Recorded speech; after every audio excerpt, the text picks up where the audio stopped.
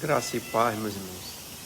E Pedro, lembrando-se da palavra de Jesus, saiu e chorou amargamente.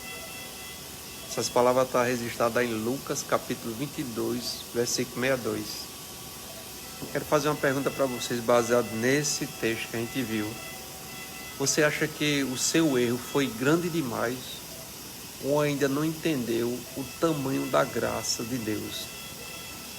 Olha que estamos falando de Pedro, e diz ali no final que ele chorou amargamente quando lembrou das palavras de Jesus. Pedro, meus irmãos, não era qualquer discípulo. Ele caminhou com Jesus, viu milagres, declarou que nunca o negaria, mas diante da pressão, do medo e da ameaça, ele falha. Aquilo que ele disse que não iria fazer, acabou fazendo. Mas por que ele negou Jesus? Não uma vez, mas 3 vezes. O mais forte foi 3 vezes que ele negou Jesus. Pedro nega Jesus no momento em que Jesus mais precisava ser reconhecido. Isso revela uma verdade profunda sobre a natureza humana. A autoconfiança espiritual é uma das maiores portas para a queda humana. Pedro confiou na sua própria força, meus irmãos. Eu não vou negar, ele disse dessa maneira, mas ignorou sua fragilidade. E então, após negar, ele se lembra das palavras de Jesus e chora amargamente.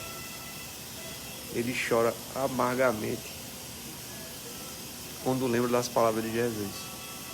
Esse choro não é apenas tristeza, é consciência, é o peso do pecado encontrando a luz da verdade, o arrependimento. Teologicamente, aqui vemos algo poderoso. Se a gente prestar bem atenção no que aconteceu nesse cenário, o arrependimento genuíno não nasce do medo da punição, mas da revelação de quem Jesus é. Pedro, ele não chorou porque foi pego, ele chorou porque percebeu que negou aquele quem o amava. Foi por isso que ele chorou amargamente.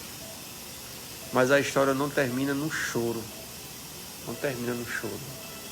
Depois da ressurreição, o nosso Jesus não descarta Pedro, ele o restaura, ele chega até Pedro e restaura aquele homem que por ter errado se sentiu o mais infeliz de todos os homens.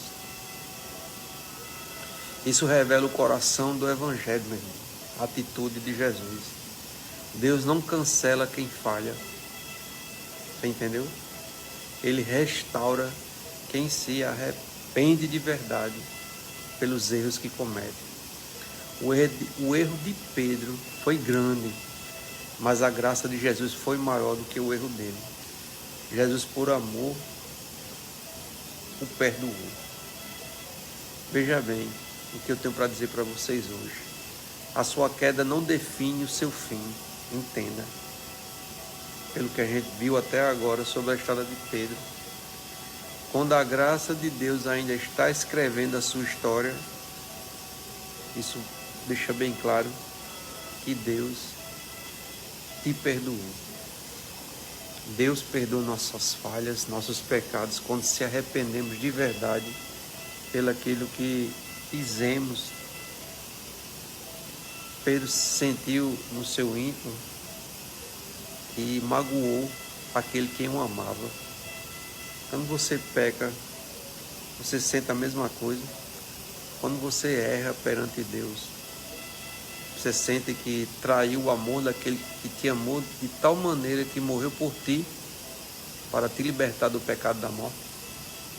Pense da mesma maneira. Quando for pensar em pecar, lembre de Jesus. Ele te ama, ele quer te perdoar, ele quer que você se arrependa e volte para os seus braços.